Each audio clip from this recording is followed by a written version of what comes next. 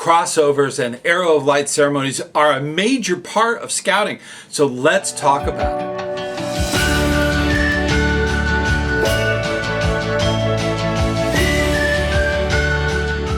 Hey, ScouterStan, want to talk about, of course, the crossover and the arrow of light ceremonies that are out there. This is a major thing that goes on in scouting. And I wanted to, first of all, personally thank you for joining me this week and talking about this subject. This is very important. Now, troop leaders, please don't phase out because you're a big part of this, okay? Because between a pack and a troop, this is a critical role that you fulfill. Now, first off, we need to talk about what's the difference between a crossover and an arrow of light. Arrow of light is an actual award. This is something that the Cub Scouts have worked hard. The Webelos, the Arrow of Light group, is actually worked hard to earn the Arrow of Light. That's why they wear the colors and they have all the different things, and they are going to be great scouts. So they have actually earned the highest rank in Cub Scouting. Now, on the other hand, you have a crossover. Not everyone that crosses over from Cub Scouts into a troop becomes an arrow of light. Not all of them, okay? So you might have had some last minute joining in the fifth grade, and they just tried to finish it and they didn't get it done, so it's time for them to move on to a troop. And that's okay. That's totally fine. So a crossover is the act of going from a pack to a troop. Now again, not everyone gets the arrow of light, but everyone that is eligible to join a troop should cross over. Now, preparing for this video, I went online to Google and I typed in arrow of light ceremonies, and it gave me 14 million ceremonies. Now, I did the same thing with crossover and got 10 million. So I'm not going to go through all of them, and I hope that's not what you're here for, okay? We're going to do an overview of what should be included. You have to go through that process of finding a ceremony that you are comfortable with. Now, first of all, in a crossover type situation, and even in the arrow of light, you want to make sure that the Cub Scout has their moment. Their parents want to take pictures. Their grandparents want those pictures. They want to be there, okay? So that's very important. So you have to make sure that every single person that's going from Cub Scouts into a troop has their moment on stage for the photographs. Very important. Now, finding a balance of meaningfulness is important. There's no way you're going to go on for 90 minutes for every single Cub Scout going into a troop, okay? It would be amazing if you did, okay? But you have to consider your audience. There are a lot of young Cub Scouts who really can't handle a long ceremony, and frankly, there's a lot of older people who can't deal with a long ceremony either. So try to make it meaningful, try to make it poignant, okay? But get it done, okay? Don't go on forever. Now, also ask yourself, is this tradition or is it just because we do it that way?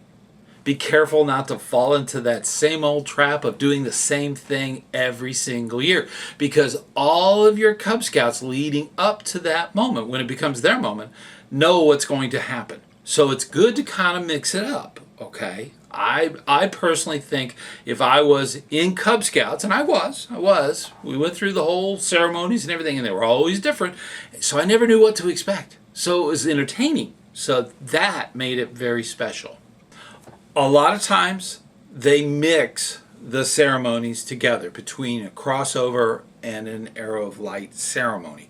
So mixing those can be confusing, especially if you don't have a script that's page numbered. You don't know what's happening and your audience doesn't know what's happening. So that's the important part. You want to make sure that it's clear and concise and right to the point. Make sure that you take a moment to literally go over the script and think about what the staging is going to look like to the audience. That is important with every ceremony, to think as the audience. What do they see? What do they hear? What do they know?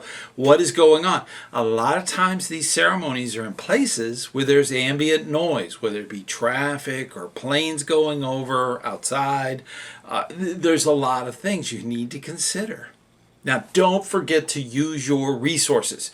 Cub Scout leaders, you need to understand that there are troops out there that have bridges, that have these things. They also have older men and older ladies that are in the Order of the Arrow. The Order of the Arrow has its own ceremonies, okay? So that's totally doable. You could ask them to do the crossover ceremony.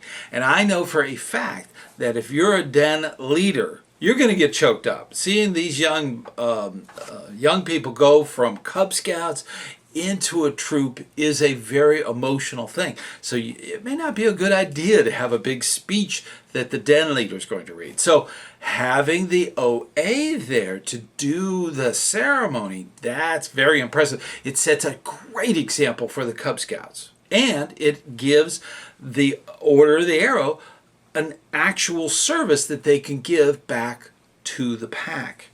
Very important.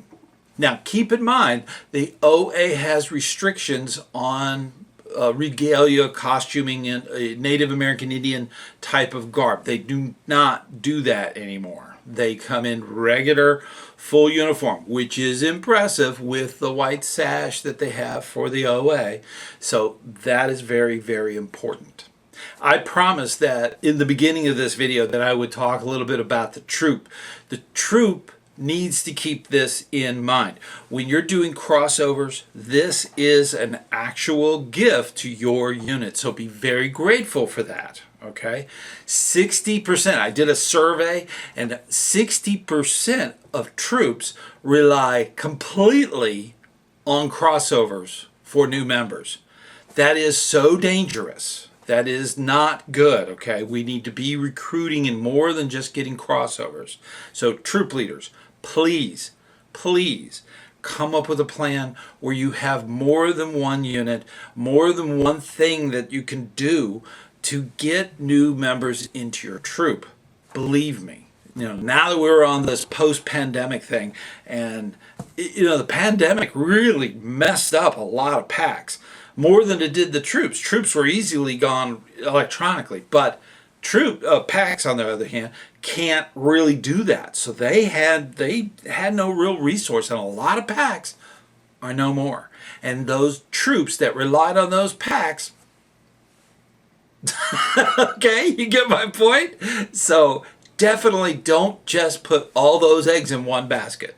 Now, I know you do a lot of good work for your guys and your gals in your units, okay? So keep up that good work. Keep doing the right things.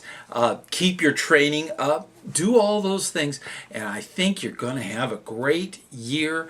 Crossover is an exciting time. It's a big change because you have the Bears becoming Webelos, and the Webelos becoming Arrow of Light, and then the Arrow of Light moving on to a troop, and it's everybody's moving up. It is a fantastic time. Take lots of pictures. I wish I had all the pictures when I was a Cub Master. I wish I had those pictures. Oh my. I have some great memories of that time, and a photograph would be wonderful. So I was always on stage, so I wasn't taking pictures. I didn't think of it. So keep that in mind. Have somebody in there to take pictures of you doing these great things, and just keep up that good work. And like always, I'll see you on the trail.